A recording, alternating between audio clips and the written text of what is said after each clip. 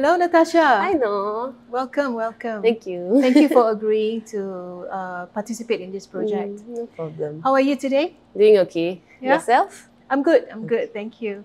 So, Natasha, would you like to introduce yourself to us? Okay, my name is Natasha. I am 26 years old this year. I am a wrestler on the Singapore national team. Yeah, and I'm actually a colleague of yours. I'm working here at NYSI. Yes. Yeah. Yeah. Nice to have this session with you. Yeah, and so do you want to tell us, like, when was the time that you have actually started this journey as an athlete? And what age were you at when you started? As an athlete per se, actually it goes way back to maybe when I was in primary 1. Yeah, but if you're talking about wrestling as a high performance athlete, I've only actually just started this journey about maybe just under 3 years ago. Yeah, so it's been, as a high performance athlete, it's been, I'm still really new. I'm like a newborn compared to all the veterans out there. I see. Right. So tell us about the time when you were in primary 1. What happened that you got excited about the sport? Okay, so prior to primary 1, my mum had brought me for classes, like dance classes. And then I got acquainted with gymnastics, which was like just running and tumbling all around. Yeah, and then when I was in primary 1, just nice the school had artistic gymnastics. So my mum was like, yeah, just go for it, you know. So that's when I really started. Right. Yeah, and then I kept with gymnastics throughout my primary school years. Right. Yeah, so it was super fun. Really, really fond memories. Yeah, like first love, really. Yeah. Really? Yeah, because like it's really your first sport will always have like special place in your heart. Yeah, and then from there after primary school, I actually transitioned over into Wushu in secondary school. Right. So then there was kind of like 4 years, and then my gymnastics background really, really helped me in picking up Wushu. And then I went to poly. And then I stopped Wushu. Yeah. And then I didn't do any sports in Polytechnic, but I picked up like just going to the gym with my friends. So like picked up like resistance training, learning how to use the weights.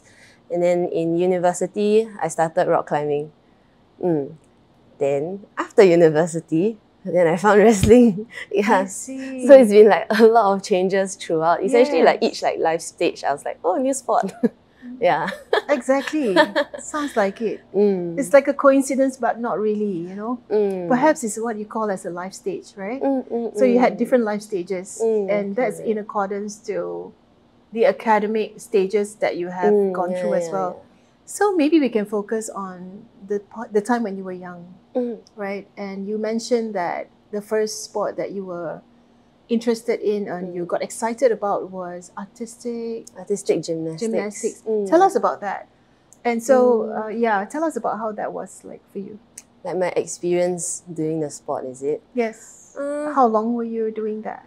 I was doing that essentially from when I was 7-ish all the way up to actually 15. So I continued it in secondary school for a little bit. Right. Yeah, so it was really fun. I was training both in school and at a club, which is quite common for like people who are involved in artistic gymnastics. Yeah, so it was, I can only say good things about it. I really enjoyed it so much. Yeah, so it was like a lot of like body awareness as well as building like the strength, the flexibility, the coordination. Yeah, and these 3 qualities, like it sort of transcends any and all sports. So there's this saying, like it's in Chinese, but I cannot remember what it is exactly, that the head coach of the club used to say. He says that like gymnastics is sort of the mother of all sports, which I totally agree with. So it's just learning how to move and control your body. Right. And then when you go into like other sports, then that's when you sort of maybe like contextualize it like into with certain equipment or certain movement patterns. Yeah. But gymnastics is like, I would say I kind of owe all my sporting experiences to having that good base that was developed through gymnastics. Wow.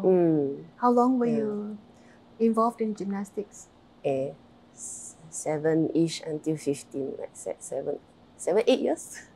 So from 7 years old to 15. Mm. So that was when you were in primary school all the way to secondary school. Up to secondary 3. Right. So where did you train for those 7 to 8 years? It was both in school, in primary school, as well as a club outside. Yeah. So both kind of complemented each other. Right. And so who was supporting you throughout those times? The coaches for sure. Essentially, kind of like all the coaches in the club, as well as those in school, and family for sure.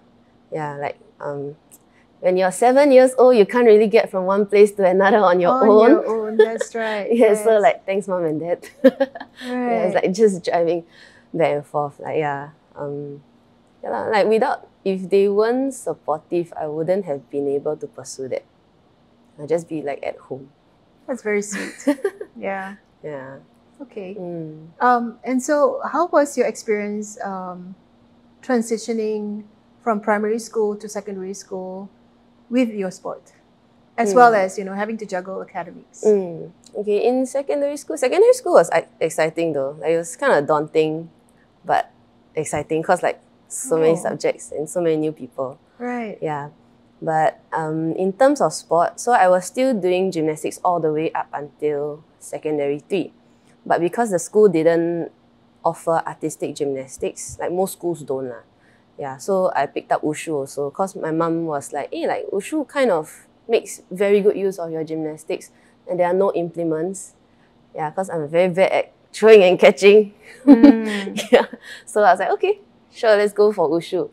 Then, so between Sec 1 to Sec 3, I was doing both Wushu in school as well as gymnastics at the club. Yeah. So at first it was kind of okay. Training-wise, it was a bit like sometimes I'm here, sometimes I'm there because I'm trying to do both. Yeah, so when it's like NSG season, like the National School Games for Wushu, then I'll be like more at Wushu training. Then when it's like down season for that, then because I still like gymnastics, then I go back to gymnastics. So yeah, it was kind of like toggling back and forth. Yeah, and then like it was okay, but it came to a point that like I had to sit down with myself and say that like I'm not really going anywhere for gymnastics in terms of like high performance kind of pathway. Yeah, I wasn't progressing at the rate that is needed to continue pursuing lah. Yeah. How did you know that? You know lah. Oh, so you know yourself. Yeah, usually those who are like falling behind. I mean, you compare with other people and you know what like national team standard is like. So you have to like take a step back and be realistic with yourself. Like, hey, I'm really not at that level. Yeah, but like it's okay because not everyone gets to go to that level. You know? Yeah. And like if I'm really so far behind, then like why not like don't just sit and wallow and like, oh, I'm not good enough, but like try channel it else to somewhere else because whatever you've trained will never be a waste. Wow, I like that. Yeah. That's so powerful. Yeah. Yeah. You want to elaborate a little bit on that? Whatever you trained for is never a waste. Yeah. Yeah. So I mean, with any training, like even beyond gymnastics, like let's say if you're into basketball or floorball or canoeing, yeah, like whatever you train during like your time in that sport, whether it's like physical qualities like strength, your flexibility, your understanding of certain feelings. Yeah, or like the more mental stuff like being able to persevere, being able to be like gritty, you know, like work it out when things get hard. Yeah, it's never a waste. It's like it's just stored in like your trove of skills. Yeah, and then when you find something that like, hey, you like, maybe I should try pursuing this instead. Then that's when it all comes out like back out again. Yeah, so and you only have to thank whatever you trained last time. Yeah, so it will really never be a waste lah. Like no matter where you go, or even in like just in general life. Yeah, usually like I think generally sports people are pretty good workers. Yeah, like I think we're relatively like self-directed. Like we're driven. We know what that kind of like that fire, that kind of passion is like. And if you can channel it into your daily life, that's like extra cool. So what was learned through sports became life skills. For sure, for sure. Thank you for that. Yeah. So back to when you were in primary to secondary school, I'm sure that there was quite a change for you, because in primary school you were up to 12 years old, and then your mindset is a bit different, and then your environment is also different, and then after that you move on to secondary school. How was that experience for you transitionally? I got to take the bus home from school, like public bus. So I was like super stoked about that. I mean, on your own. Yeah. Right. Sounds very silly, but like yeah, I enjoyed Awesome. like just transporting on my own, you know. I see. Yeah. Apart from that, just having to juggle more subjects. I'm lucky it was manageable for me. Yeah, because not everyone would find it that like smooth to suddenly like have to juggle so much. So I'm lucky. I know of friends who didn't manage it so well. Ah. Yeah, so yeah, like I really like, it's not like I'm clever or whatever, but just lucky that I managed to handle it. Yeah, then always like your group of friends, your teachers. So what was the mindset that you had whenever you were challenged by transition issues? During the time when you were younger, like, in secondary one, for example. By the way, which school did you go to? I went to Queenstown. Okay. Queenstown Secondary School. So yeah. how was that for you? Actually, I've always been like excited about like where I'm at. Yeah, so like I don't like miss the past, or I don't long for the future. Right. So like whatever is now is like now lah. Oh, I see. Yeah. So when I was in secondary one, it was like, yeah, going to school was scary just because everything was really new. But like I was scared, but I still went ahead. That kind of thing. Yeah, I didn't let the fear kind of like paralyze me. Just, yeah, it's still scary, but like I just, okay, the scary is here, but I still go. Yeah.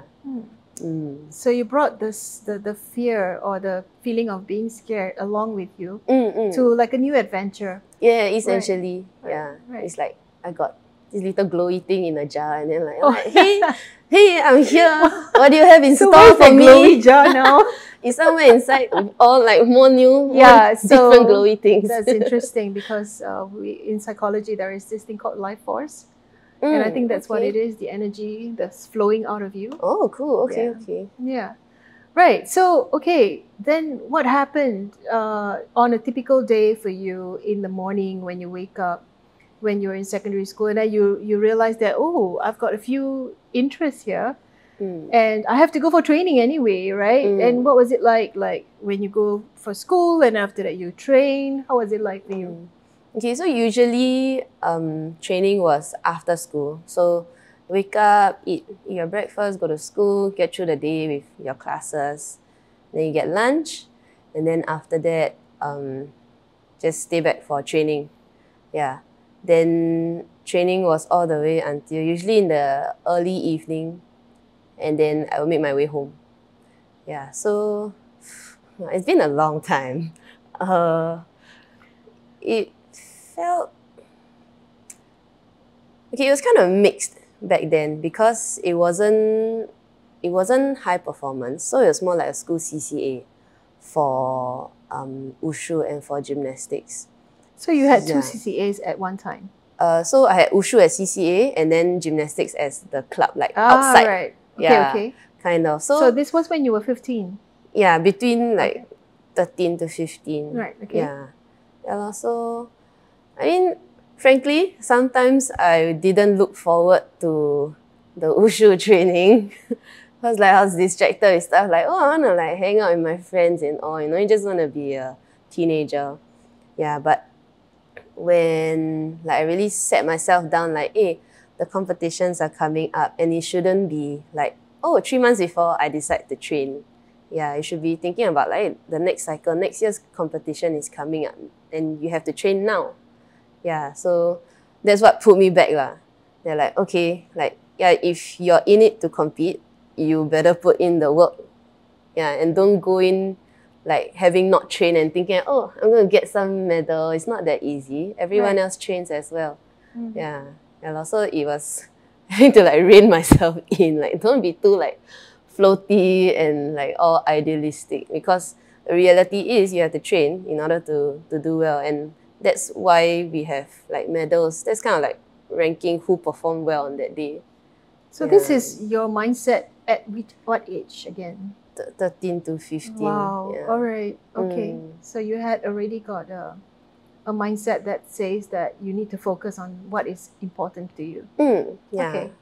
In a way, kind of, I'd say lucky, or I don't know, like, but like just good that I had that kind of mindset, because I know it may not come naturally to everyone. Yes. Yeah. So always had that mindset even now. Just that now I'm better at the discipline compared to when I was 13. Yeah. I see. So what was it like? You mentioned that when you woke up in the morning, you had to go to school. Then after school, you had to train. And then how long was the training? And then what happens? And how many times in a week do you have to train? Training was usually maybe 3 hours, 3 times a week. Oh, that's a lot. Yeah, or 2 or 3 times a week. Right. Can't remember. Right. Yeah, but I always remember that, I mean, once you get to whatever you're doing, whether it's like getting to school or getting to training, once you're at school or training, then I usually feel okay. It's the getting there part. Yes. Yeah, there's like wake up, like, Mom, there's a sense of let me inertia, sleep more. Yes. Right. Yeah.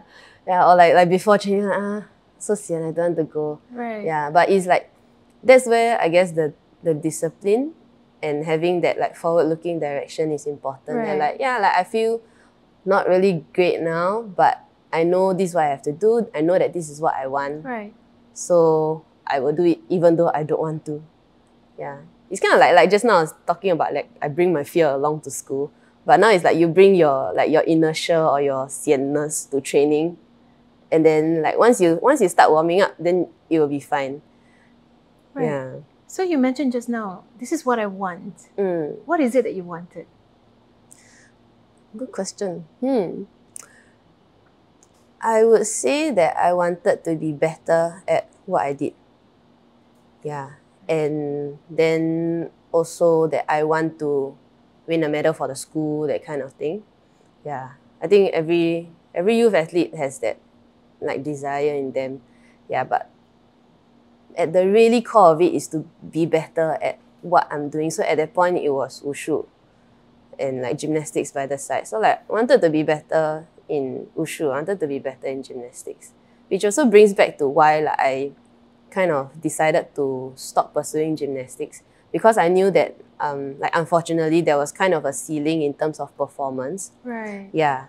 And like it's also from a safety thing. If I cannot commit those kind of hours, then I shouldn't be learning those skills that I wanted. Yeah, like I could do like, like recreational stuff, but that wasn't what I wanted to do in terms of gymnastics.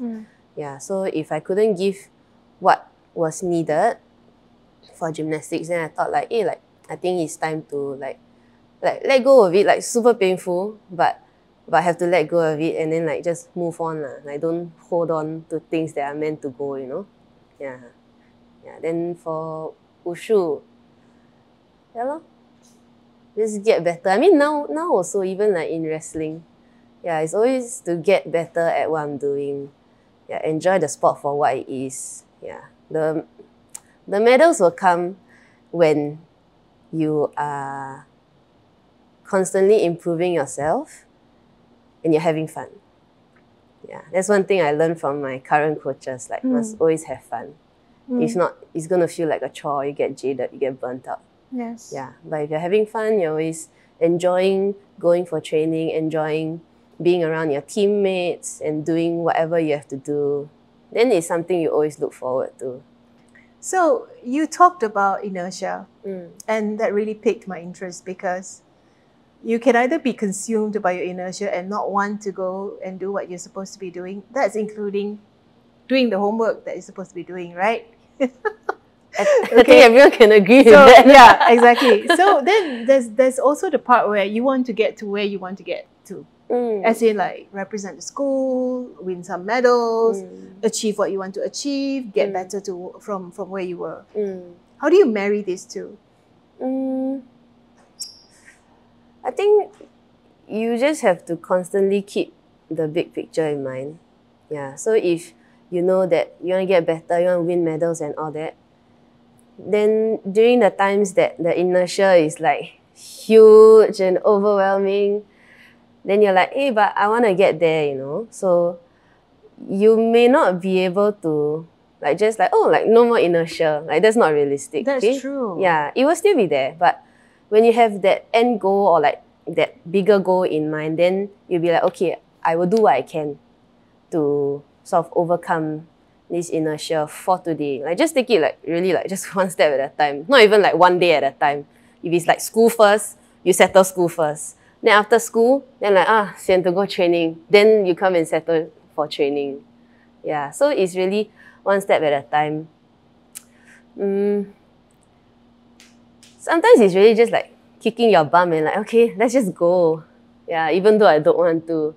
Yeah, because I mean, you know you will feel good during training, you know, you'll feel good after. Or like after you finish your homework, you're like, wow, yes, I'm done. You know, like I can tell Miss Tan tomorrow that I finished all my homework. You know, that kind of satisfaction. What would you tell the younger athletes or student athletes for that matter? Because they are balancing, and a lot of times they get really that kind of struggle, right? Where it's actually quite internal and mental. It is. Right? I feel that it's so much more mental now than like when I was at that age. Oh, you know? okay. Yeah. Okay. So at that age, which age are we talking about? I'm not secondary school age. Right. Yeah. Right. So what were your when you look back at that time, right? What were the struggles that you had, the challenges that you experienced? Homework for sure. Oh, tell us about that. Were you on the O-level track? O-level track. Right. After training, I go home. Then I just want to eat dinner and sleep because I'm so tired. Okay, and that was just like with like school CCA kind of training. So what more like the youth athletes who are in national team where the training intensity, the training load is so much higher. And then you still have to like juggle homework on top of that, right? Right. Yeah, but it was like after eating dinner, they're like, okay, time for homework. And then I'll be, okay, if realistically, I really cannot finish this much, like whatever the teachers have given me, I will just do my best to finish what I can. Yeah. Yeah, it's really just it. Like, I wasn't the best student for sure. I wasn't like the tip-top student and all, but I really just do my best when I can. Yeah, so even if it's like I don't finish this last subject of homework, then in a way, like that's all I can control, right? That's all I can manage. I really need to sleep. Then I'll go to sleep. But then I also know like I bear the responsibility that like, oh, if I didn't finish geography homework and I go to geography class tomorrow, I might get reprimanded by the teacher. Right. Yeah. So like that's a responsibility I choose to bear, sort of. Yeah. But also because it was just school CCA, it was usually kind of okay, like I can scrape through just nice finish. Yeah, but I'd say for like those athletes who are in national teams and all, I think forming like good communication and like relationship with their immediate teachers or even like the head of departments and all that would be like really super beneficial. Yeah, because sometimes the workload is just like unrealistic for them. Yeah, you can't be like going to school all the way until maybe 3, 4, and then go for training another 4 more hours, and then you're back home at like 9 or 10, shower, eat, and then you still have to finish this like mountain of homework. And like, you did? Yeah. As in, you did? For me, it wasn't that bad because my training was like school CCA. Right, right. Yeah. So, So what you're mentioning is about all those like athletes who correct, are correct. okay, Yeah, okay. because like I have come across some of them. It's like you should have like 30 hours a day to do things instead of 24.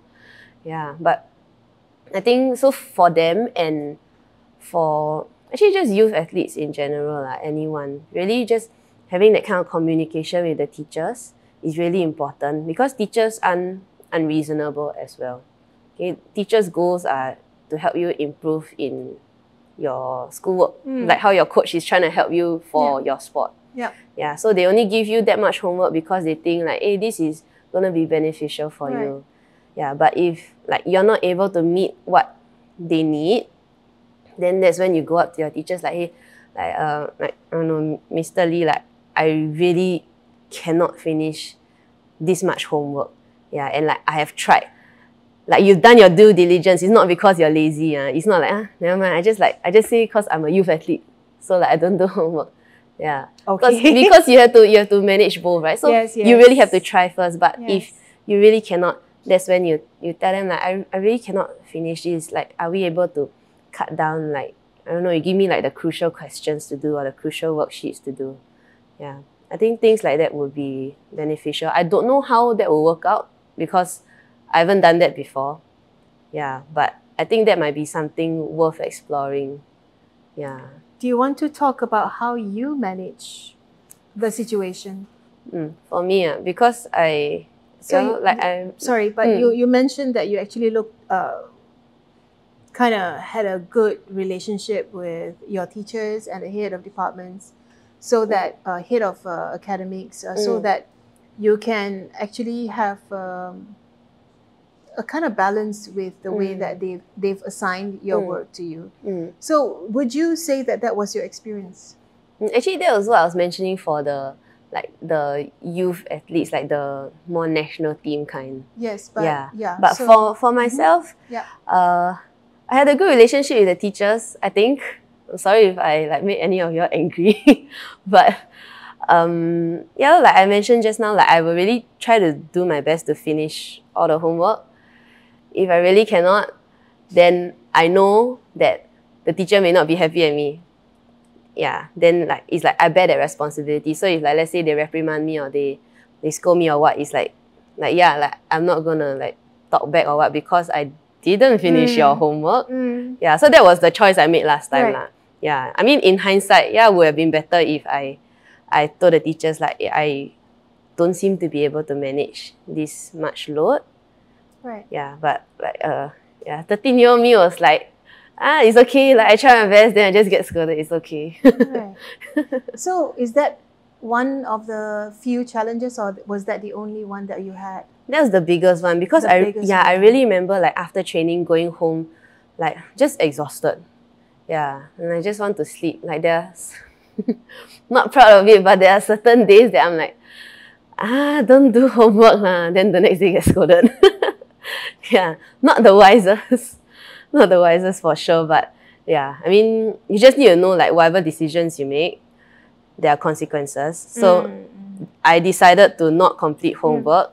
The consequence is that I may not have learned that particular topic or that particular concept as best as I could have.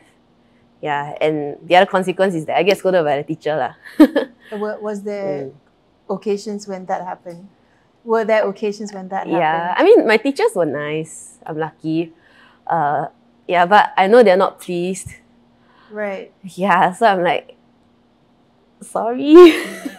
So you did your very best. Yeah. I mean, I think I could have tried harder, but I think I did my due diligence as well. Yeah, like I could have maybe stretched myself a bit more. Yeah, but then again, like, do you really want to stretch yourself so thin? So then I just make sure I know what is needed for exams, during tests and all that, what the teachers want us to know. Then okay lah. Like I think that's fine. Good enough. Like I'm not aiming to be top student, so that was okay with me. So like expectations and what you actually can give, that's important as well. Okay. What about the psychosocial aspect of your life? Like, friends and family and the demands that they may have put on you, especially during the time when you had two activities coming up, including being a student yourself, a full-time student. And what were the struggles? What was it like for you? Family-wise, my family happens to be one that is not like super, we have to spend time together kind. Yeah, so we are more of like, we kind of do our own things. And Sunday happened to be like everyone's free, come for dinner, that kind of thing. So it wasn't very demanding in terms of family. Yeah, like I didn't have to like, make time to spend time with them. Yeah, but my family was really supportive in like cooking food for me, making sure I wake up, that kind of thing. Yeah, so they're supporting in like, you would say like smaller ways, but actually is the things that like keep me functioning, you know. Yeah. Then for friends, I'm lucky I had understanding friends. Wow. Yeah, Nice. so they were like, okay, you're off to training, okay. Like, yeah, then they don't really like complain that, you don't spend enough time with us.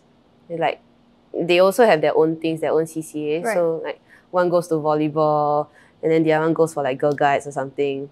Yeah, then we're just like, okay, after school, okay, bye. Then you go and hang out with your CCA friends. Yeah. So you go your way, I go mine, and after we'll come back together and hang out. Yeah. So yeah, it was, now thinking of it was actually super healthy. Yeah, you don't have clingy people around. Yeah, because not everyone's friend groups are like this. Right. Yeah, so I'm lucky my friends were very, very supportive. And then they'll be like, hey, you go for Wushu competition, you do your best, try to win a medal. Then like the whole class will like cheer for you when you're like, like you leave class halfway to go for competition. Yeah, so that was always very nice lah. Yeah, and then like if let's say you don't win or anything, then like they're still super supportive. It's okay, next time. Or like the more joker ones will be like, those people, if they never do properly, then you get a medal already. Then like it's not like that, but like okay, thank you for your support. Yeah, so super enjoyable. I never felt like I had to decide between sports and friends. It was always friends supporting me for my sports. Yeah, so it was super enjoyable. Like I really enjoyed my secondary school days a lot. That's great. Yeah. That's good to know. Yeah. So up till then, what would your greatest achievements be up till then, that period of time? When looking back? In secondary 4, I won 3 medals for the Wushu National School Games. Yeah. A little bit controversial because like 1 is a bronze and then 2 are like 4th places. So like technically the 4th place like may or may not count. Like, but I got a medal. Okay. Yeah. Because like at that time at least, Wushu awarded medals up until the 4th place. Yeah. Right. Yeah, so like I got 3 medals. But if you want to talk about like 1, 2, 3, like 1st, 2nd, 3rd, like I got 1. Yeah. Then so that was in secondary 4, right? And then I stopped gymnastics in Sec 3 to focus on Wushu. Yeah, so even within that short span of time when I really like channeled all my energy to like training Wushu and not being like wishy-washy kind of here and there. So when I was really focusing on just that one sport, I improved so much. Like even though it's like just 1 year, it was a bit like, whoa, okay. Yeah. Okay. Yeah, so that was kind of interesting. I think I didn't realize it then, but it sort of like brought into perspective like that where you focus your resources or your energy on, that's where you will eventually reap the benefits. Yeah. So like I was saying just now, like you cannot be like you don't train and then you go for competition, you expect to get a medal. Yeah, like you really have to put in the hard work. Like super cliche, but it's cliche for a reason because exactly. it is. Yes. Let's go back to that point where you said that you had to decide wushu over artistic gymnastics when you were in Sec 3. Let's just focus on that for a while and share with us, what was it like for you? And at what point did you realize that, no, I gotta do something like this? It was, so Sec 1 to Sec 3, I was juggling both. And it was always very conflicting. Because I definitely loved gymnastics more than wushu at that point in time. So in a way, I was kind of like clinging on to something I already knew that I had a roadblock to. Right. Like I knew that had an expiry date. I knew that I wouldn't go beyond a certain point, but like I just didn't have a date lah. Yeah. So then, like just clinging on to that, like I wouldn't say I wasn't happy, but like I knew it would come to an end. Yeah. So kind of like just enjoy it while it lasts. Yeah. Then like wushu side, the coach was always like, you don't go for a gymnastics training, you come here, like so they focus. Yeah, I mean, realistically, like gymnastics is a sort of, it's a very early specialization sport. So it's kind of unforgiving in that way, but I understand why it is like that. Yeah, so basically you have to start like really young.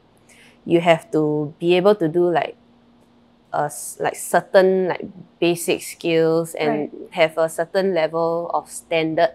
And then you have like kind of like at each year, roughly you should be able to do certain things. Yeah. And because you start so young, by the time you're like 13 to 16, you like, it's kind of like a national squad, national team, or like I think they call it like junior senior squad kind of standard, whereby you should be kind of training to represent the country at that point in time. So it's different for different sports, right?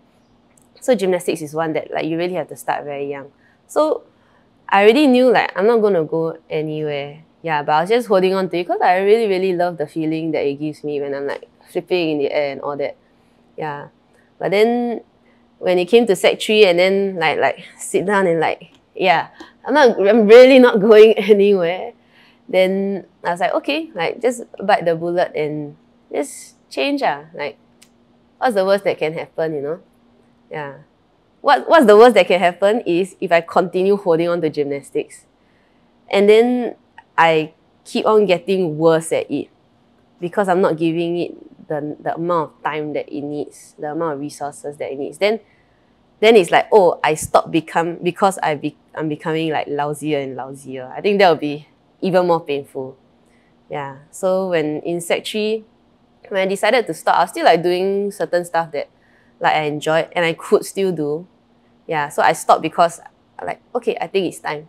Not because, oh, I think I'm getting super lousy. Yeah.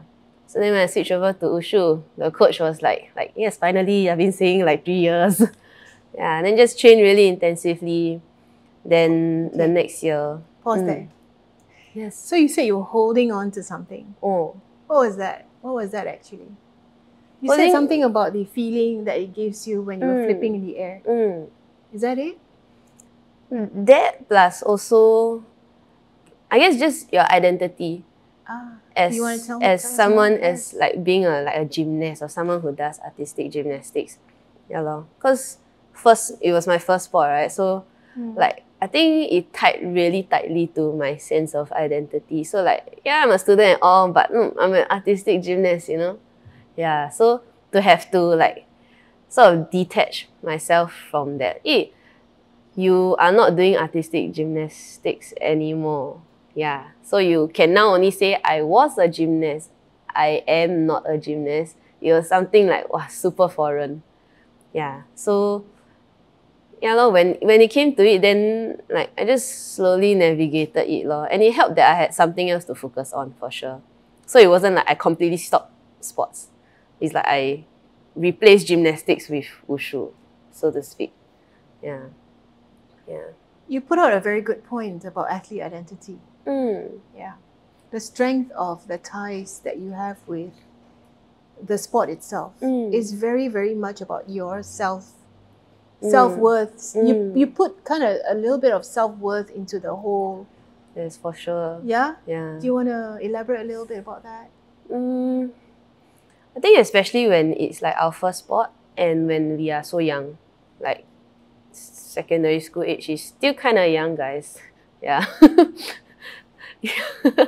But yeah, lor, then it sort of like your sport becomes a part of you, which is good because that means that you love it. Just that at the same time, when the situation calls for it, you also have to be able to be like, oh, I'm Natasha. I'm not just a gymnast, you know, I'm also a student, I'm also a daughter, a sister, and blah blah blah, all that, you know. At that time, you had that kind of concept? So we're talking about that time when you were a teenager? I guess so. And then you had that sense of like, oh no, I have to let go of this because I'm already not performing well. But then at the same time, I'm also like, I can't let go of this because it's so strong within me. Yeah, that was from Sec 1 to Sec 3. That's why I kept on holding on to it. So that's exactly what you were mentioning about the identity that you tie to the sport, right? Yeah. Then what happened there? As an athlete, you kind of conceptualize the fact that that is how you solidify your identity, right? Then when you want to take it away from you, it becomes like, I'm going to negate like some kind of separation from what you are so used to having as a part of you. Tell us about that. At that time. I guess it was a gradual thing. So from Sec 1 to Sec 3. Yeah. So I was still doing gymnastics, but I was also introduced to Wushu. Right. Yeah. And I remember when at the really, really start of my Wushu journey, like, I remember I was like in the school hall, then I was like looking at the coach doing things that like I don't know how to do. Yeah. Then I thought to myself like, hey, I got to learn things all over again. I remember that line, like, I have to learn things all over again. Then after that, I paused and I think, what do you mean again? This is your first transition. Yeah. But I think then from there, then it was sort of like, I'm learning something new. Like, yeah, I can still be a gymnast, but I'm also gradually becoming like a Wushu exponent. Right. Yeah. Then when it came to secondary 3, so like after 3 years of that like I'm kind of like both. Then when I decided that, hey, I think it's enough for gymnastics, like I still love you, gym, but I think I have to let go of you as an athlete. Yeah. Then it was like, okay, like I just put this, like it's still a part of me, but maybe at like a behind part of me. Yeah, and then at the forefront for now is Wushu, that kind of thing. So I still have my gymnastics experiences with me, but now what I'm focusing on is Wushu.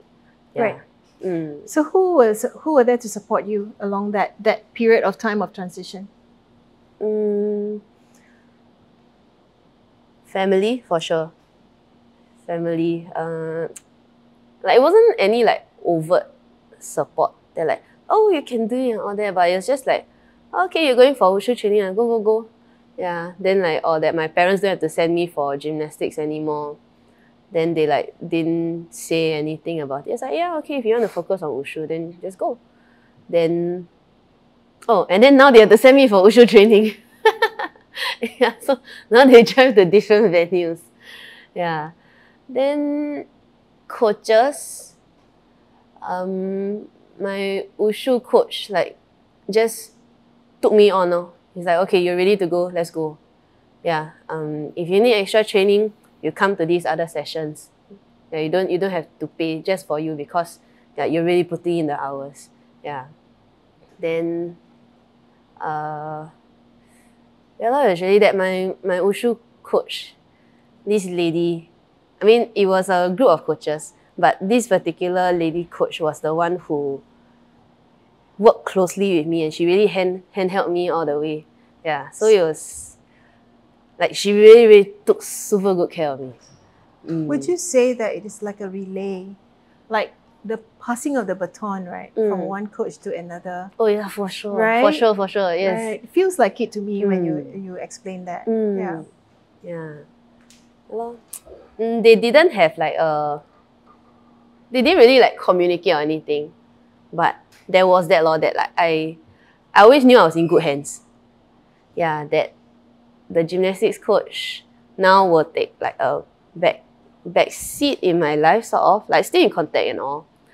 And then now it's passed on to this Wushu coach. Yeah. And yeah, like, I really could connect with both of them actually. Yeah. And this Wushu coach, like she was also a friend beyond the coach lah. So like, if I'm not doing things properly, I'm like not giving enough, she'll just go. And then I'll be like, why you scold me? But I know you should scold me. That kind of feeling. Right. Yeah. Okay. So that was kind of nice lah. Yeah. Because I'm reminiscing everything that I've gone through. Yeah. That's what happens in interviews like this. Yeah, man. So tell us, during that time when you were at that time when you were at that period when primary school to secondary school and your body's changing, would you say your diet also takes the forefront? And you realize that you need to focus a little bit more on what you eat in order to get optimal performance done? I didn't eat very well last time. Oops. Oops. Yeah. But I did notice that I have to eat more. And at the same time that I have to eat more, my body is growing. Okay? And I guess for women, we have to, like, it's just part and parcel that you have more fat. And that's normal, that's healthy. I see. Yeah. So to have to come to terms with that was, like, it took some time, just cause like society's standard of beauty and all, but like you have to know that like this is normal, and this is actually like it's normal, it's healthy, and it's part and parcel of being just like a human, a female in particular, and also that it's good for your performance in the long run. Okay. Yeah. And all right. So yeah, thank you for that. I thought that was really good for information for the younger generation. Thanks, yeah, Natasha. Sure. So Natasha, you mentioned just now about how your experience and your life journey was up to the point of secondary school. And then now let's just go maybe ahead towards your post-secondary education. Where did you study? I studied at Republic Polytechnic, and I studied sports and exercise sciences. Yeah, so I had a super good educational experience there. Yeah, I cannot like say enough good stuff about RP for my diploma and the school at least. Yeah, it was a very eye-opening and really just quality education. Yeah, I cannot say enough good things about RP and all my lecturers. How many year program was that? It was a 3-year program, so Right. diploma in sports and exercise sciences. Right, and this is full time. Full-time, correct. Okay. Share more. Like about the program or like About your experience as a experience. student athlete. So I'm assuming that you're still training. And was this still wushu or? I did wushu for a little bit, and then after that I stopped doing wushu, and then I started going to the gym with my friends. Oh wait, so Yeah. you actually stopped going for wushu Yeah. training? Yeah. Okay. Okay. The reason being, Yeah. so in the school system, right, up until like secondary 4, secondary 5, and also JC, they have wushu has like or rather we compete in the, I think it's called international routines. So it's just like a set routine that you perform. But then if you go to poly, and you leave sort of like the MOE system, then the competition is, if I'm not wrong, like you can only compete in traditional routines. So it's like different routines and I really enjoyed the international routines because they're like faster paced, and frankly it was just easier for me to handle compared to the traditional ones because the traditional ones are really beautiful. It's a lot of artistry involved and I couldn't get that out of me. Yeah, so then I was like, oh, okay, I think maybe time to stop.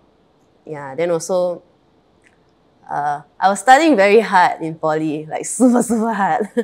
Yeah, so then I thought like, okay, like maybe just keep Wushu on the back burner for a while lor. Yeah, so I stopped Wushu, but I picked up going to the gym with my friends.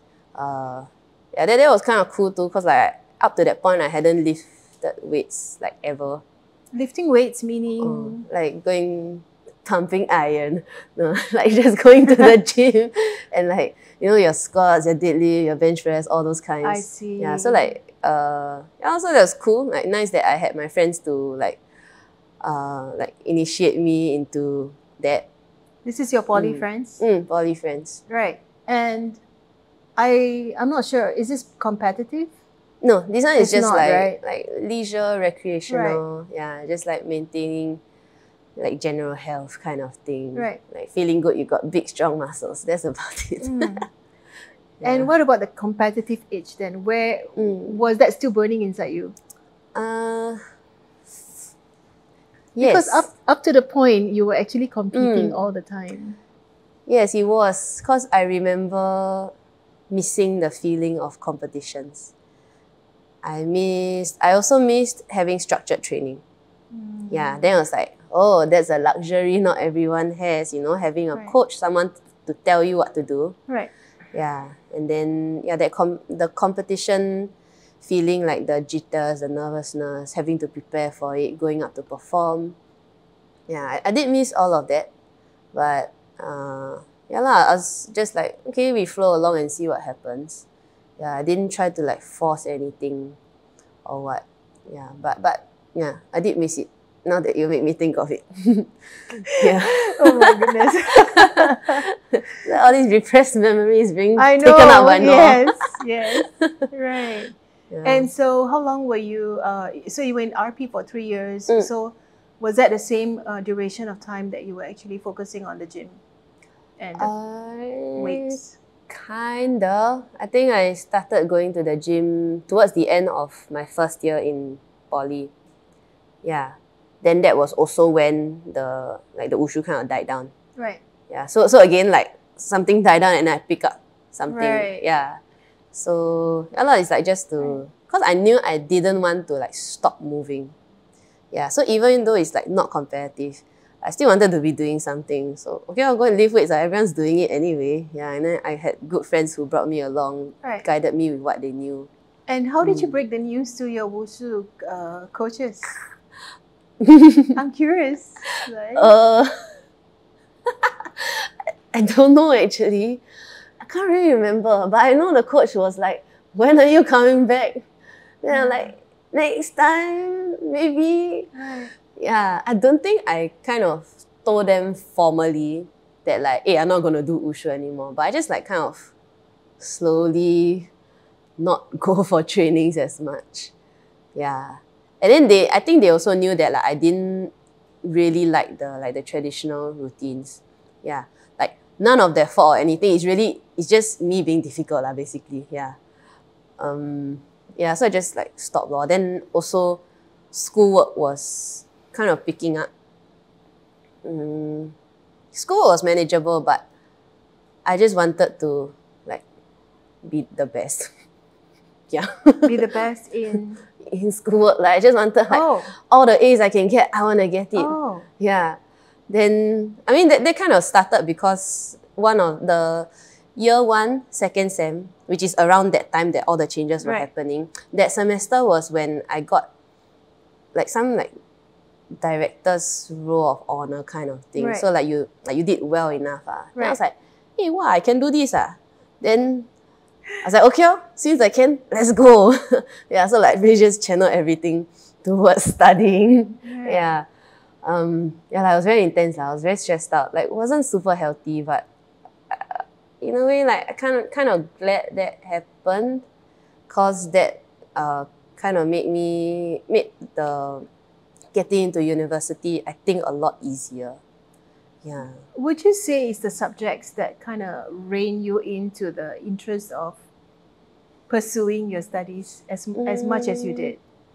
I think so. I've always had that interest in like sports sciencey stuff because like, I like sports, and then like yeah, I also genuinely want to know what goes on behind it, what makes like an athlete, what do you have to take care of, what do you have to manage.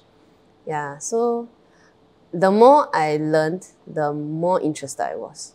Yeah, and you're right to say that like the subjects, I think because after like once it hits year 2, it gets more specific to sports science. It's no longer like mathematics 1, Right. chemistry, effective comm, that kind. Right. Yeah, so when it started getting to the specific sports science subjects, like super hooked on it. Right. Yeah, it was like, okay, like what else can you tell me, you know? I want to know more. Yeah, so that was really nice. Yeah, so a lot of the times I'll spend studying, and for all the RP folks, our reflection journals, yes, like I did, it's like homework. So at the end of every day, you have to submit like a reflection journal. Every day? Yeah. Wow. Yeah, but actually, like I find that was really, like it was a very important key factor in like helping me really understand and be very well versed in whatever I was taught. Yeah, just because you're forced to reflect like every day. Yeah. Then, which is why like, although we hate it, like the RP students, we all hate it because it's like homework every day. But I think it's really what makes those of us who are very driven, right? Like really that extra bit better. Yeah. Then, yeah lor. I kind of forgot what I was talking about. No, but what I get from your poly years is it sounds to me like it was a lot of fun because you were actually smiling throughout. Yeah, when I you're love my talking friends, about all my it. poly friends. If you all watch this, Right. yeah, I'm still in contact with a good number of them now. Yeah lah, like everyone has that same kind of like you want to know more kind of attitude. You want to be good at what you're doing. Yeah, you want to be a effective member of society. You know, not like just wasting your potential away. Yeah. Right. And so then it's also like you've been competitive for many years, then suddenly and you're just doing leisure stuff. So there is that portion of time that's being taken away from you. Maybe that's why I became competitive in schoolwork. Yes, exactly. Exactly. That was what I was going to share. So would you agree? Maybe. Yeah. I never thought of it that way, but yeah, perhaps. Channel that same amount of energy. Correct. Yeah, Right. I knew I stressed out some of my friends along the way because like we are like group, like it's usually a group setting lah. So yeah, I'm sorry if I stress you guys out, friends. Yeah, but everyone was super supportive. You know, even some of those friends who are like, oh, I just want to get by. It's okay if I don't do well. Yeah, but they will still like support me. Like, hey, you're gonna get an A today. Like, I don't care. Even if like I sacrifice my grade for you. Then I'm like, hold up, what? Yeah, and then sometimes they'll be like, okay, I ask you this question, okay, so that you can like answer. Then it makes you look better. They're like, whoa, you don't have to do this, but like, okay, like that's really nice of you and thank you. So it's always like a very supportive environment. Our course was a smaller one. I think at that point in time was about maybe 60 from what I remember. 60? Yeah, 60 people. Is it, or is that SSM? I cannot remember, but like it was smaller lah. So it was a more cozy kind of course. Like everyone kind of knew everyone. Yeah, so super good relationships there, and yeah, poly people know how to have fun, man. Yeah, like I'm usually the kind, I'm not super like I wasn't super outspoken at that point in time, still a bit more shy. Yeah, but those who like already super outgoing, right? Like I just roll along. They're like super fun to have with. Yeah, anytime we have like breaks, we go for food, or we like just chill after class. It's always super engaging. So like I enjoyed being in the classroom with them. I enjoyed being around the campus with them. Right. Yeah. Right. Okay. And I'm curious. After that, what happened? After that, like after poly, Yes. after poly, I got into university. Okay, I went to Nanyang Technological University and continued pursuing sports science. So this time the course was called Sports Science and Management. Sports science and management. Yeah. So now there's like that, like kind of like extra bit of management, which I thought was kind of interesting. Yeah. So went into uni, and then at that point in time, I always knew rock climbing was a thing, but I think like a close friend of mine was like, hey, I want to learn how to rock climb. Then I was like, you're right, there's that thing. Like, okay, cool. That will make use of my gymnastics and wushu and everything. And it doesn't have implements again. Right. Again, because I'm bad at throwing and catching. Right. Yeah. So, yeah, we picked it up there. In uni, there was an interest group for rock climbing. University Mountaineering Club. So it was NTU UMC. Right. Again, that place, super supportive. Actually, I was super lucky to have met like all these people in my life. Everyone's always very supportive. Right. Yeah. So they have like okay, so NTU, I think they had like a varsity team. So there's like school team. Then you have this the University Mountaineering Club. And at that point, it was split into like a competitive group and a recreational group within that club. So like school team, competitive group, and then recreational group. Right. Yeah. So then I joined the recreational, like the trainings, and so people just guide you along with what they know. And then it was fun. It was fun because you have to like problem solve the routes, and like I'm small and my limbs are short, so sometimes I have to do it differently from people. So always that problem solving aspect, and it's super physical. I see. Like if you see the climbers, right? My goodness, they are like insanely strong, like scarily strong. Yeah, so it's like, oh cool, like I like to be around these people, like people who are very strong, but they've also got like this sense of movement, and they have to problem solve on their own on the wall. Yeah, so that was kind of interesting, got hooked onto it. Then I think in the last year, I made it for the varsity team. And then I felt super out of place there though. Like, yeah, I know I'm only there because like I can brute strength stuff, but I can only do so much. So I was very happily the scrub of the team, like the scrub. Yeah, I was happy. I was like, okay, guys, tell me what to do. I don't know anything. Yeah, again, super supportive as always. Yeah, then after that, I didn't go for any school competitions, but I participated in like, I don't know, you call it like privately organized competitions. Yeah, which are like open to like the whole island kind of. Right. Yeah, so that was fun also. The nature of rock climbing competitions for bouldering, so that's one discipline of sport climbing, is quite different compared to gymnastics and wushu. Because gymnastics and wushu are very performance-based, right? So it's like, okay, you're ready, you go up, perform, you come down, you're done. Yeah. But for bouldering, it's such that like you've got usually I think 6 routes. Then you have to, like when it's your session of like your group of people to come out and compete, you go and line up for what you want to do, what you want to try first. Your turn, you go up. If you make it, good. If you don't make it, fall down, then you're kind of like back to the line again. Then you can choose whatever else the other routes that you want to try. Yeah, so it was a new competition format for me. Very, very different from what I was used to. Yeah, but that kind of made it fun also, because like sometimes when your session's time is like kind of drawing to a close, like, oh, you got 2 minutes or 1 minute left, but I still haven't done those 2, or I haven't like successfully done those 2, then like which one do I want to do? Because it's really purely up to you. Those 2 means? Like those 2 routes. Let's say if I didn't complete those 2. Right. Yeah. Okay. Then so that like really introduced like a new element of like having to think. Right. You're having to decide.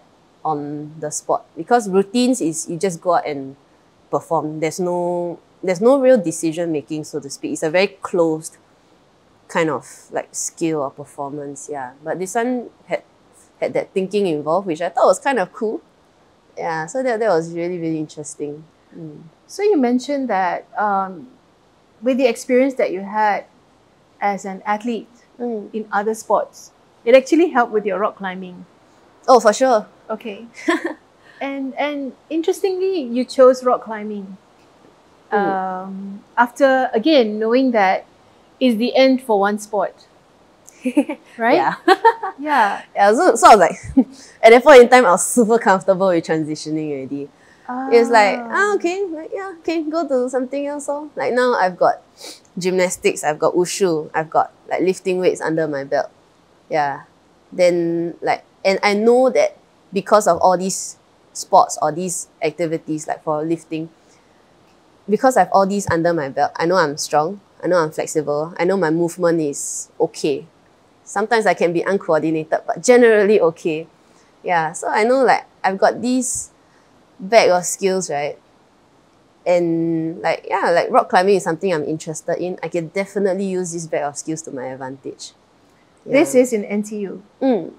And did you compete in any national platforms or any others that you remember now? A national platform, no. Yeah. We were set to compete for like I think like a inter-varsity or like right. IVP, that Right. kind. Right. But then COVID came Right. and then like didn't get to compete. Yeah, but frankly, I was quite happy with that because Right. I didn't feel I was ready. Like I felt like I'm gonna pull the team down, my goodness. Yeah, but I know they wouldn't have like blamed me or anything. They would Right. have guided me along. Right. Yeah, they're super solid people. Right. Yeah, but also lucky like that I avoided that competition. Yeah, then during COVID time, I think like a year, two-ish, I don't know how long it was anymore. Yeah, during COVID time, during lockdown, didn't do any sports per se, but I started this like gymnastics classes for adults at the gymnastics school that I used to train at. You started. Yeah, so it was like an online thing. And then how do you do an online class? so the coach who was, a little bit of context. So I was doing like part-time gymnastics coaching since poly. Right. Yeah. So like always like in contact with that gym school. Then so during COVID times, the gym class for me would be that the coach is there on my screen. Then he'll be like, okay, 10 push-ups for warm-up. Then, okay, you got pull-up bar, 10 pull-ups. 3 sets, go. I see. Then after that, then it'll be like maybe like pike raises or straddle raises, and then like whatever other things he wants us to do. But he just guide us through the screen. And then, yeah, it did its job for sure. Because, I mean, it's just, this sort of electronic platform is just another medium of coaching, which now we kind of incorporate it relatively mainstream-ish. Like, I mean, now you got like teleconsults with doctors and all, right? So same thing here. Yes. Yeah. So that was kind of fun. And rock climbing plus this gymnastics class for adults really made my upper body a lot stronger. Yeah. So prior to that, my upper body, I would say, is quite jelly. Right. Yeah. So after these two like sort of like phases, I felt my upper body was a lot stronger.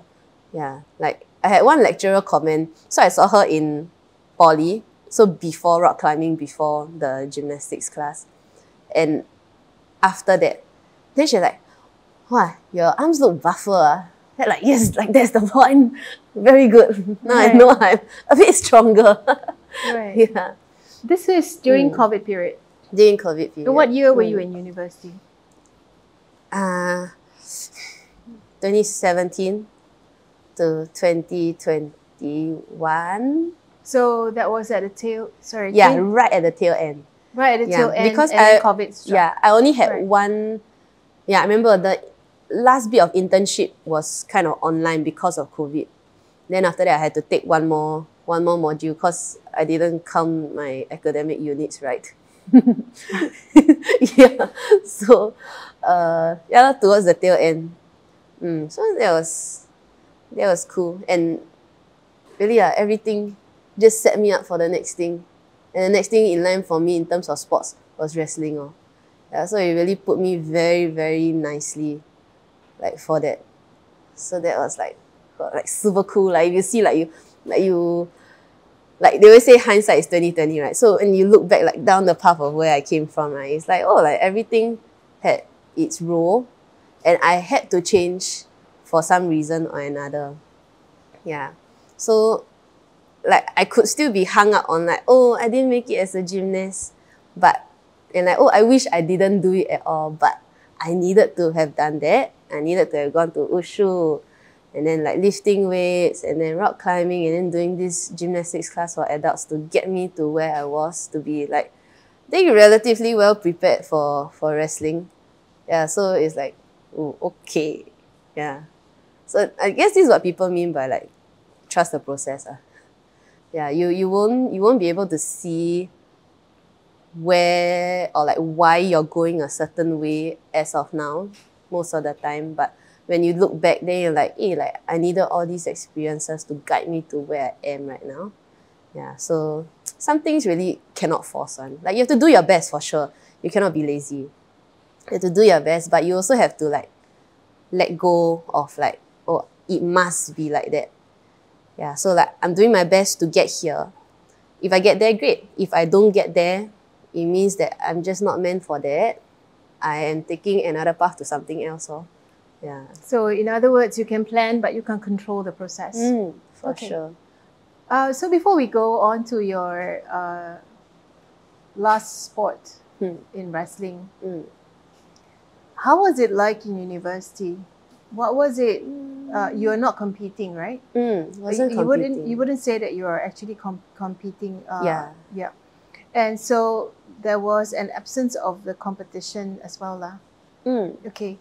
And how was academics like for NTU? Academics, very short. Maybe a summary of what was your experience academically. It was not like poly. It was not like Republic Poly. It was a very different format. Right. Yeah, but I understand that how it's supposed to be, and I see why university has to be like this.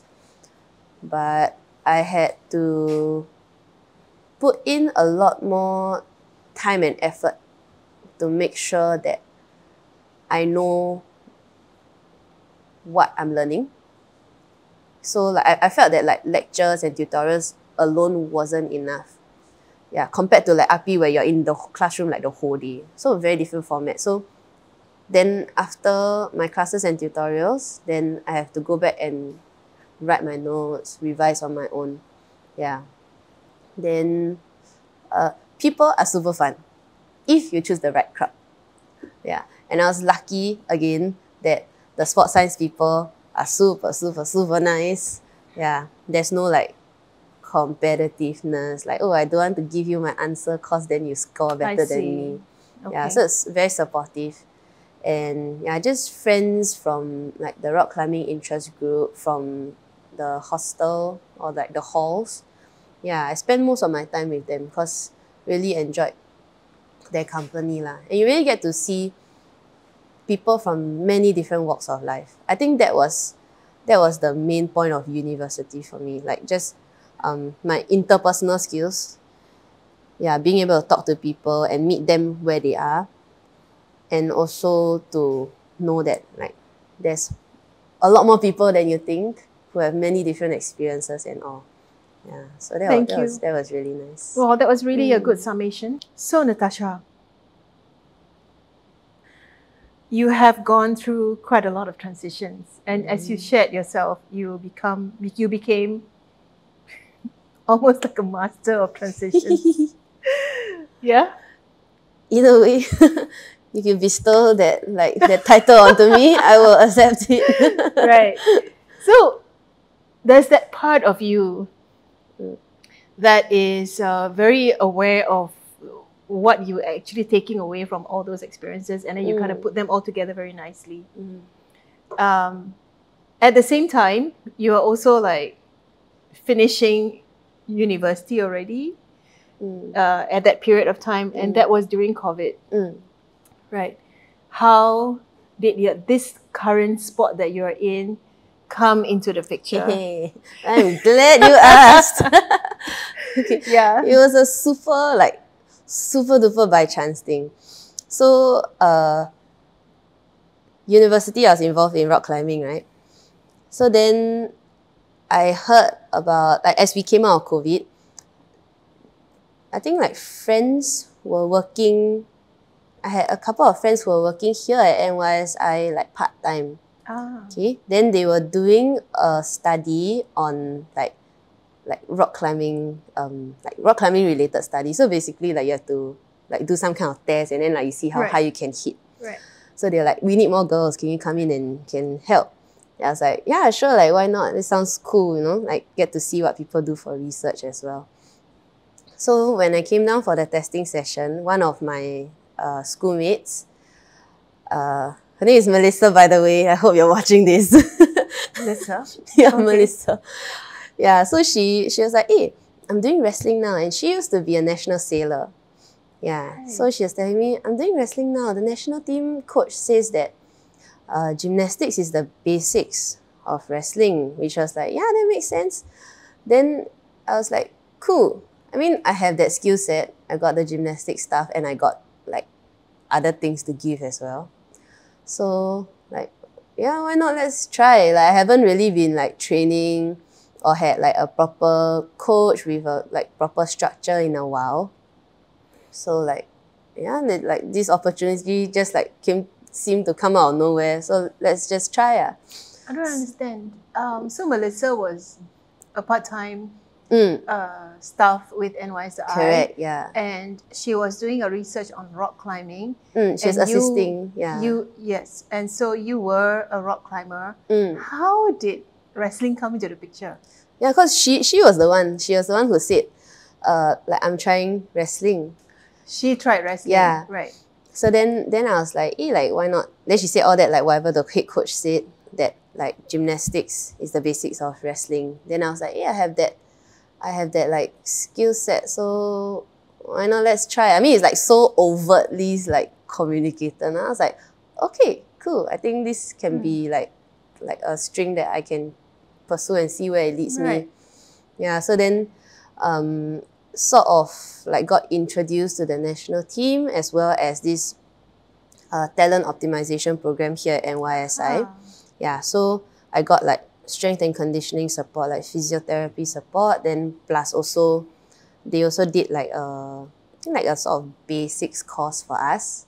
Yeah, and then this whole program is essentially like an accelerated program to get you up and running with the national team, like within like certain amount of time to eventually go and represent Singapore in a major game.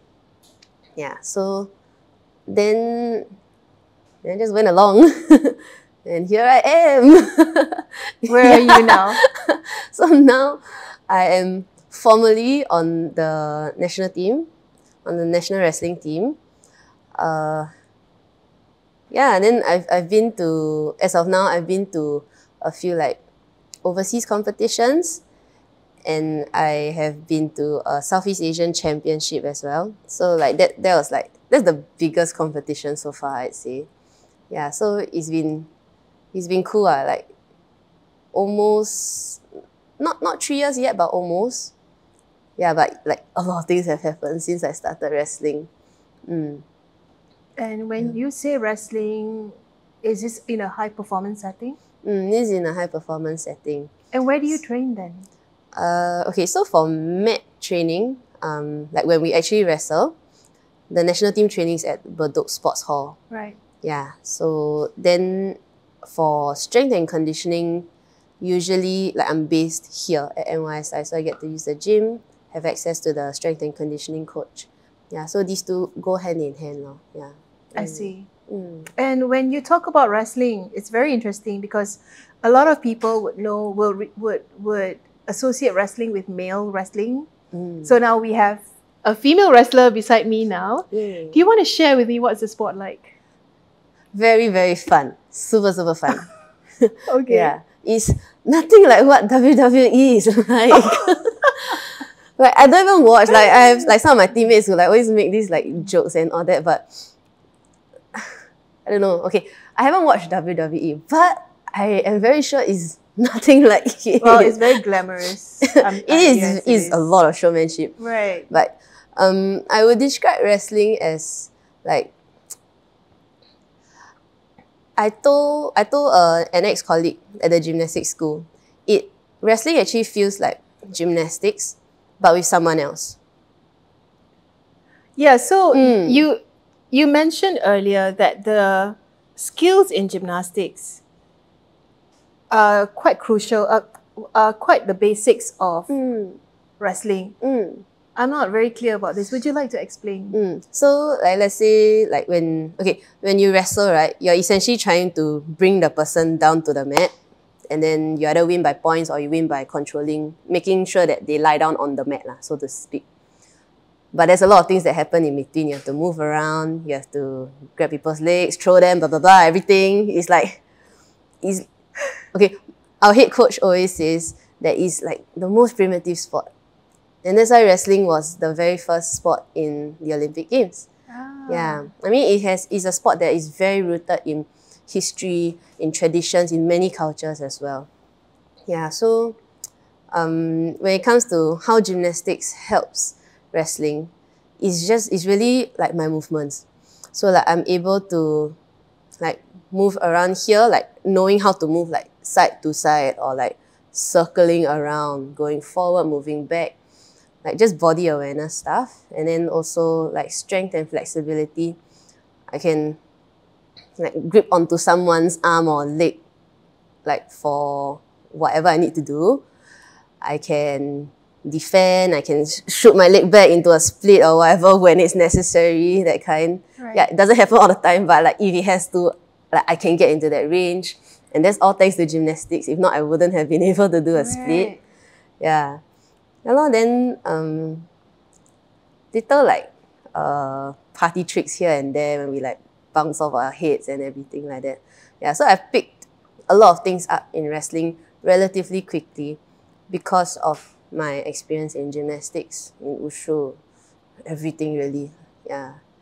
So it was like, okay, cool. Yeah, my coaches were very excited that I had gymnastics background. They were like, oh, okay, like you got gym, okay, let's go. Yeah, so then they just guided me along, and here I am. It's been a really fun almost 3 years, very, very fruitful as well. So what has it been like for you for the past 3 years? And can I just say that you're now with NYSI, right? Okay, cool. And tell us about how wrestling has been for you. Okay, so this is my first dabble in high performance sport, like within like being part of the high performance system that like in a way my KPI is to represent the country at games to win medals. That is fortunately or unfortunately really like what it comes down to, right? Then at the same time I make sure that I enjoy the sport. So but now with that new element introduced in that, like I actually like eventually have to kind of meet targets to be considered a successful high performance athlete. It does introduce pressure though. Yeah, because like you need to win to show that you're good. Although back end, like within the coaches, within our community, we know your medals don't mean anything, but don't mean everything. Yeah.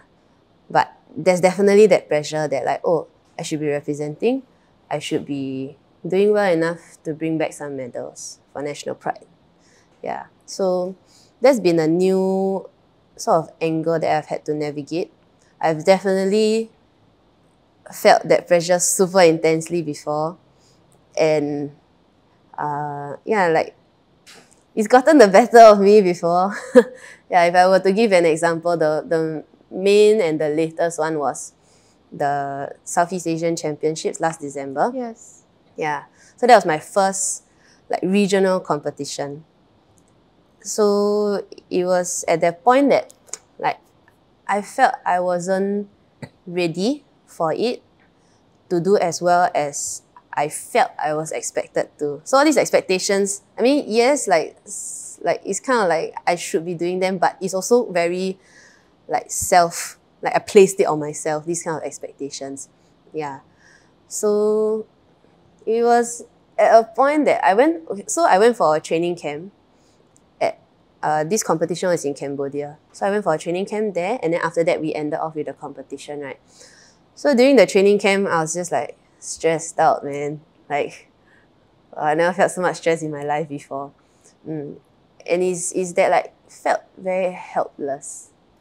Yeah. That like I want to be good, but I know I'm not good enough. But I don't know what to do. And then now I got this competition coming up, which is a qualifier for SEA Games. Right. Yeah, so it's like immense amount of pressure. And I didn't know who to direct it to. So like I would just sit in a room, I like write whatever I was feeling when I was stressed out. And then during training, I just go as hard as I can. Yeah. So like training is sort of like a de-stress for me as well.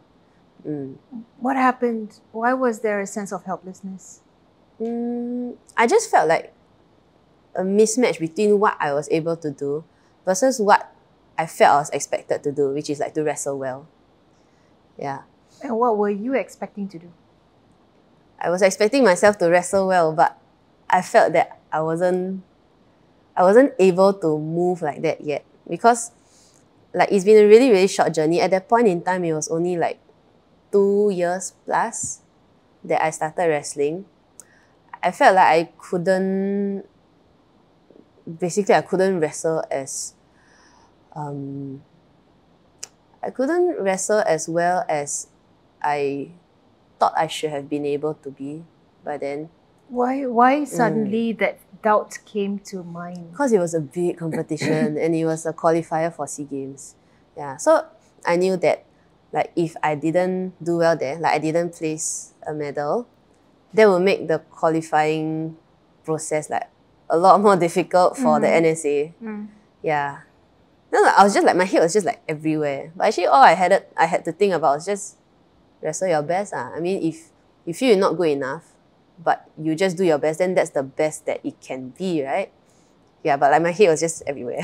This is interesting because I've not heard of this part where you say that I'm not good enough throughout that life that you've had so far. Oh, true. I've had that thought before too. Right. Yeah, because and I thought about this a lot. Yeah, and I attribute it to the fact that because this wrestling is really like high performance, is something really bigger than just me. I'm also representing Wrestling Federation of Singapore. I'm also representing the country. Versus last time when I was doing sports, it was like, oh yeah, maybe I represent my school, but ultimately it's really still me. Yeah. Then, yeah lor. So, yeah, I've always felt that it was manageable when I was doing all the other sports prior. But now when it's something bigger, it's like, like really can I do it or not? Like I've never made it that far in all my other sports. What makes me think I will make it in wrestling? So that sense of helplessness, how did it manifest through your behaviors and any sensations that you remember came to your body at that time? Usually when I'm stressed out, I will feel like just here, like my chest area, like it just feels a bit constricted.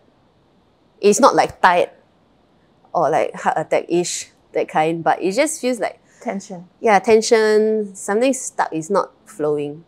Yeah. Then I I guess I cannot see my face all the time, but I think my face looks very serious. I think my teammates will agree with me.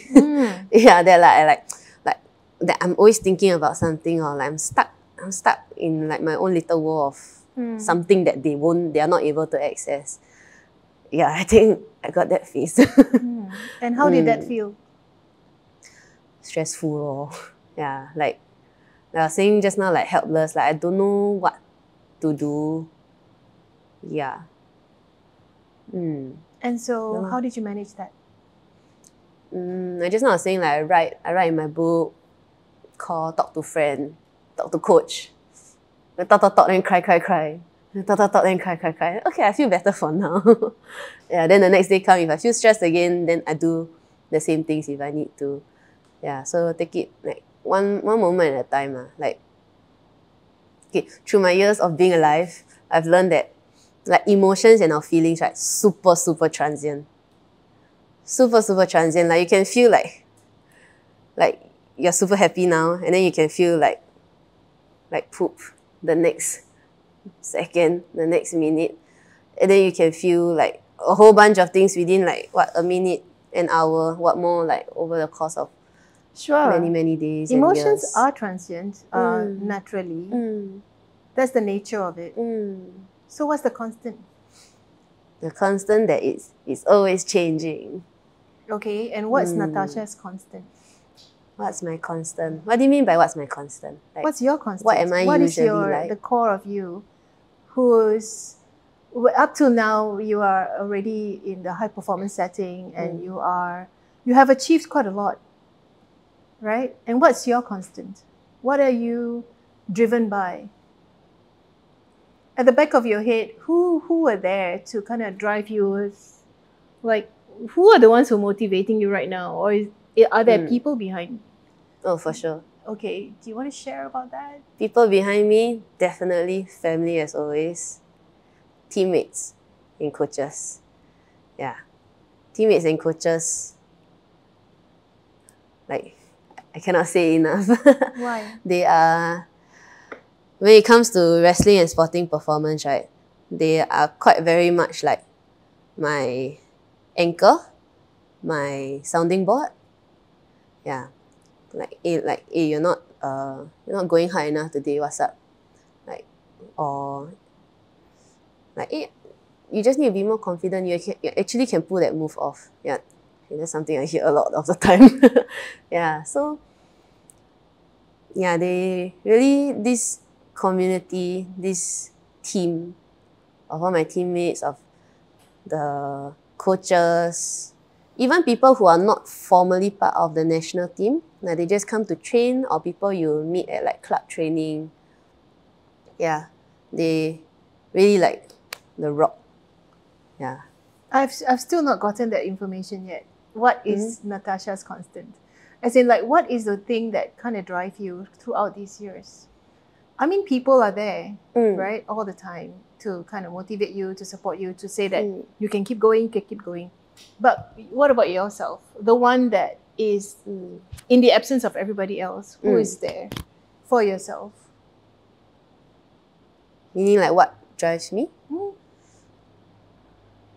Actually, I think same as what I mentioned for one of the earlier phases, just wanting to be better. I want to be a better wrestler. It's gonna come. Can I take the tissue? Thank you. Yeah. What do you mean by that? I think also to show myself that I can do it. Sorry. It's okay. You want to prove to yourself? Not really prove, but it's not like it's not like, oh, I never think I can do it and therefore like I want to prove, like with that kind of intensity, but more like don't rule this option out. I think cause like all the sports that I've pursued in the past, right, it never got to a point that it was something I would consider like very serious, like national team stuff. Yeah, but this one is something like really bigger than myself. Yeah, and I got all these people behind me, so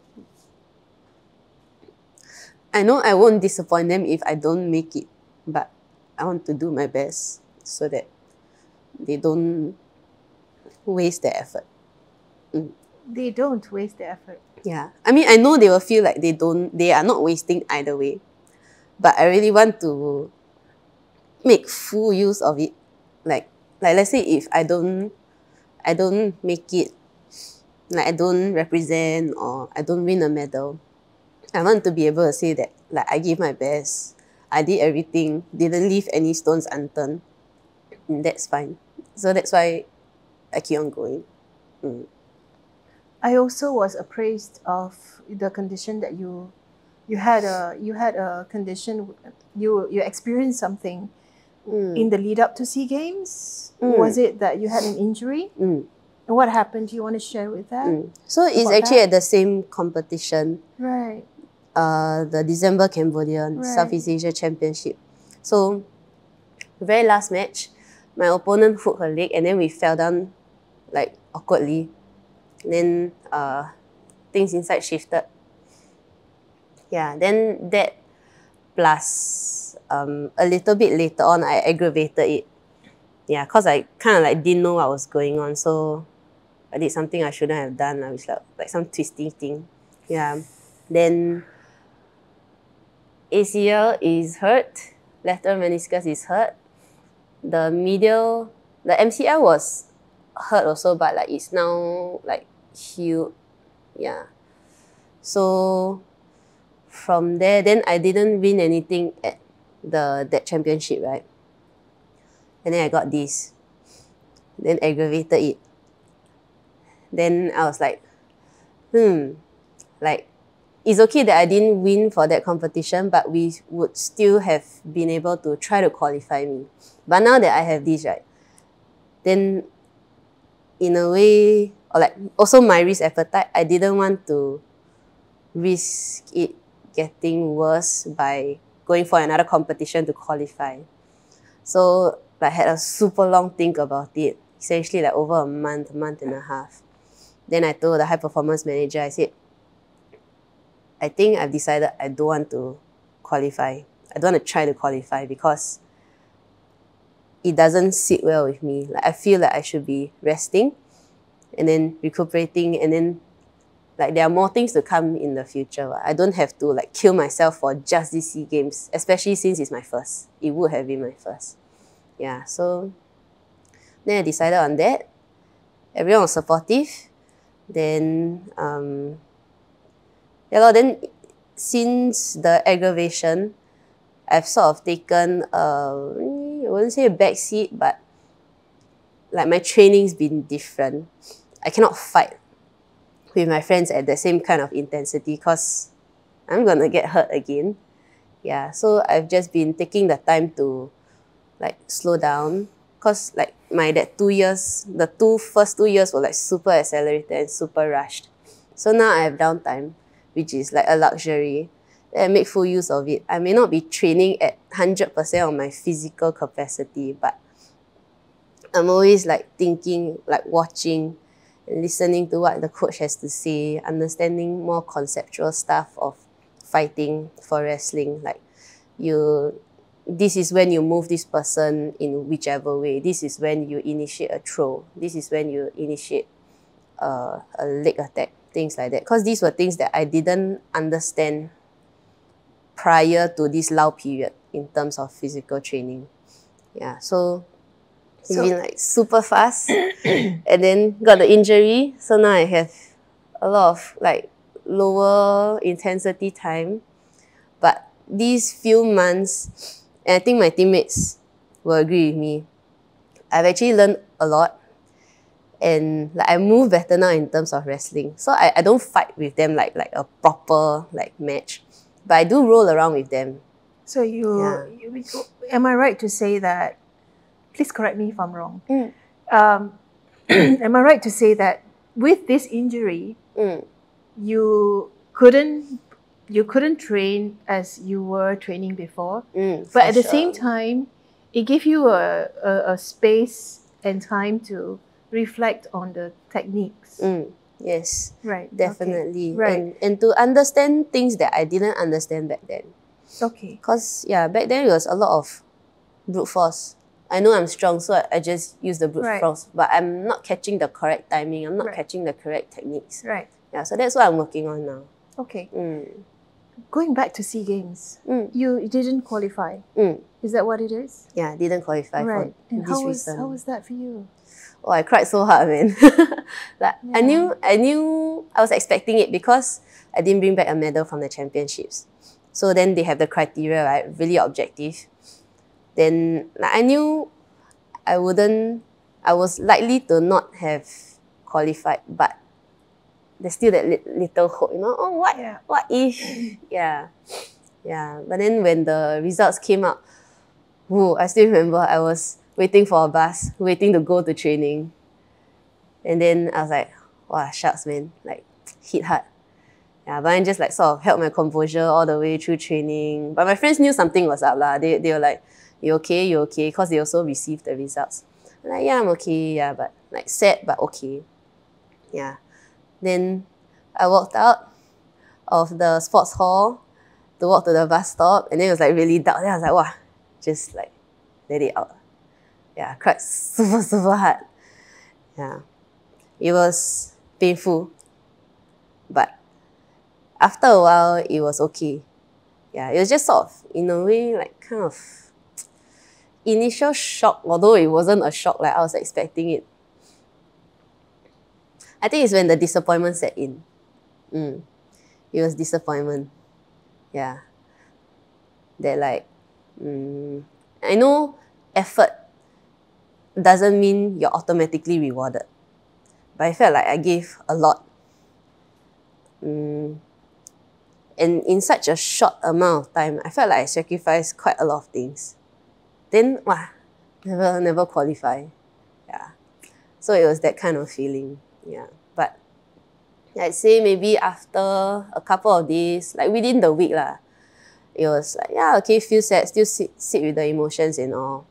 But like grief, like sort of grieve the loss enough already. Okay, like pick yourself back up, back to work lah. Yeah. Thanks, Natasha, for sharing that No problem. challenging period that you had. Sounds to me like it was really quite an event that you will not forget for a long time. Yeah. Learned a lot from it though. Yeah. Again, hindsight 2020, it was kind of good that the injury happened. If not, I'll still be like charging headfirst on that like accelerated pace and not really understanding the sport and the movement well enough. So like now when I wrestle, I enjoy myself a lot more. Yeah, because like now I understand a bit more about the timing, about the techniques. I'm not just brute forcing everything. Yeah, so I really feel like this was possible because I was forced to slow down because of the injury. You're forced to slow down? Physically? Yeah. Yeah. So the body says, I'm forced. I mean, the body signals to the brain and says, I'm forced to slow down. I really don't want to. But what does your brain say? Your brain is like, my brain is not hurt. Let's go. See? Yeah. Right. Yeah. That's really wisdom. Yeah? Yeah. So when you look back at all these years, 26 years in your life as a student athlete and now in the high performance setting, what would you say your takeaways be in terms of your coping strategies? Coping strategies. My takeaway would be that you have to learn what you're feeling. So like, you have to learn what emotions you're feeling at which point in time, how intense it is. So like just now I was mentioning when I'm stressed out, I feel this like kind of like tension here and there, like I cannot really dissipate it, right? Yeah, so that's like physical feelings for me. And I also know that I just thought of this yesterday, that when I'm stressed out, I overthink a lot. Yeah. So then, because I know these kinds of like sort of signs and symptoms, yeah, if it gets to this point, then I'm like, I need a break somehow. I need to find a way that, like, to de-stress, whether it's like, and then also to know how I de-stress, to write, to go and take photos, take a walk, or to just like smash out a good gym session. Yeah, so knowing what you're feeling, like that takes a lot of time. I've only really understood my emotions maybe like a few years ago. Actually, not even, maybe like 1 or 2 years ago. Yeah. And I'm always continuing to learn. Yeah. So I know sometimes when I talk to like younger athletes, like this bunch of girls, like little girls that I used to coach, and they're still training now at the gymnastics school, tell them like, emotions are not scary. Yeah. People are usually very frightened, like, how come I'm crying? How come I'm like feeling like this and all that? But that's just normal. Yeah. That's what makes us human and being alive. It's like all these fluctuations in all the different directions. If everything were flat, then we'd be dead. Right? Well said. Yeah. So would you say emotional regulation is the key to, one of the keys to success? Oh, for sure. Yeah? Yeah. Okay. And when it comes to the demands and how you perceive all the difficult situations and perhaps the highs and the lows of your experience, what would you have to say about that? When you are being demanded of beyond what you're capable of, and then the perception that you have of those demands, would you say it is also a key to a successful? I guess so. Like, something I've learned about, like when people ask you to do something that you feel you're not ready for, a good portion of the time is because they believe that you can do it. If not, they wouldn't have asked you to do it in the first place. Yeah. So, like, if you trust them, then like trust their trust in you and just do your best. Yeah. Yeah. Right. Okay, so what you are saying here is when there is a demand that comes to you, your perception is perhaps these people are offering me an opportunity to grow. Right. Okay. So has that been the constant for you throughout your life? Your perception of things, of the demands in your sport? I guess so. Yeah, I think you can say that. Just that it's like particularly highlighted in my time in wrestling because like we're in the high performance system. Right. Yeah, like that Cambodia Southeast Asian Championship, classic example of that. I was saying that like I didn't feel ready to do well, but the federation thought that I was ready enough to send me there. So like don't need to worry about whatever you think or like whatever you expect. Just go there, do what you can. They'll be fine. Yeah. Okay. Great. Would you say also the support systems that you have, your families? Because I've heard so many times about you mentioning your friends, and then your family members, your parents sending you to and fro training and all. Would you say these people are also very important to you? You know, they say like it takes a village to raise a child. Yes. Right? It takes so many people to raise one successful athlete. Yes. Yeah. So, like, you know, last time when people, like, they win a medal or something, I want to thank my mom and all that, then I will always think like, okay, but like, you did the hard work, what? Yeah. Like, I mean, very frankly, yeah, but now that I'm in the athlete's shoes, right, then I really understand that. Really, like, without, like, my parents, like sometimes offering to send me to and fro training when it's late, or like my grandma like cooking me food when I'm trying to cut weight for a competition, to my friends like even if it's like unsubstantiated like like words of praise that like, oh, hey, you're damn good, you're the best wrestler. Then I'm like, I know I'm not, but like, thank you. Right, right. Yeah, things like that. Like just everyone creates that whole environment for just that one athlete. It takes so many people just to make one successful athlete, no? Well said. Yeah. Yeah, well said. And then not even talking about like sports science support. My SNC Yeah. coach here, the physiotherapist, the nutritionist, everyone else I've come into contact with in like the sporting ecosystem, the sports science fraternity. Oh no, I think Matt is going to be upset that I said that. The sports science. Fraternity? The sports science before. Right. Oh boy. Right.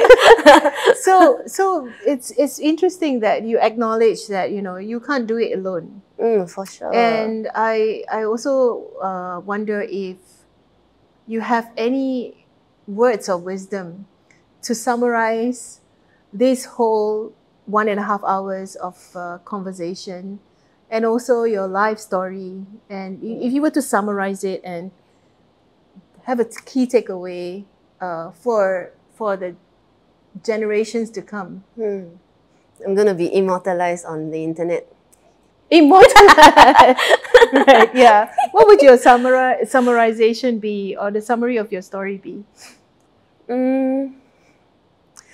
I think it would be to always do your best. That's a given. Okay, you need to do your best. But as you're doing your best, like flow along with whatever happens in life. And if something comes up and you're interested, or like you think like, hey, maybe I can do it, just grab it first. Just try. Yeah. You rather grab it and then later on say, okay, maybe it's not for me, and let go, rather than to have missed that opportunity because you weren't brave enough. That would be the main thing. It crosses through everything. Yeah. School, work, life, sports, emotions, everything. You're tearing up again. Not Is yet. there a reason? Not yet. My eyes is leftover tears from just now. Right. Right. So I want to thank you so much for once again to participate in this project, and there's so much wisdom coming from you.